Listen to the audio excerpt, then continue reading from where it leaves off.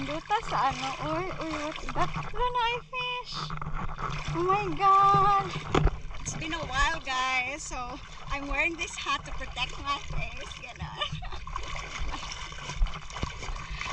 How are you? This is the first time that I was able to breathe. Like, you know what? I need to advance posting so that I will be able to just relax a bit, just half a day.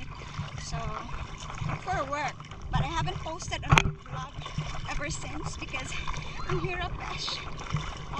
Hopefully I would be able to upload this.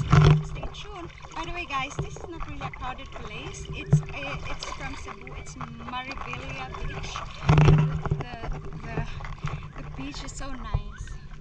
It's not overcrowded, you know. Look at that. There's a lot of fish.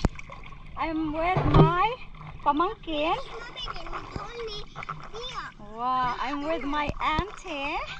Oh, da. Mo na siya Rhina sa beach.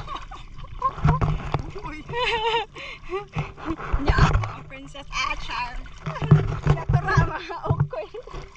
Aray, hala dili lagi long nun diri. Ha? Tara ay naidaghang kaing fish, guys. Na, di, moana na sila, modol sila kay basta daghang kubal. Ah. Mamangwag kubal, oh. Ay, basta ano, sige daw, ato daw.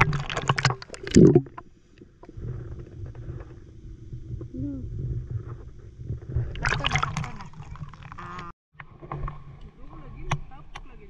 Ano ni doon ang sigo? Mga isda mo doon. Oh, sige doon.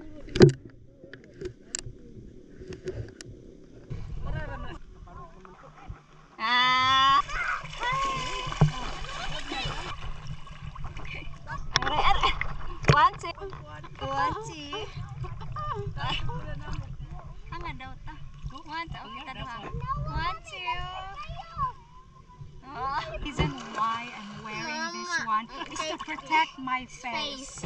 And then you're still a baby. It's okay. Mama's face is too old. I will become like you.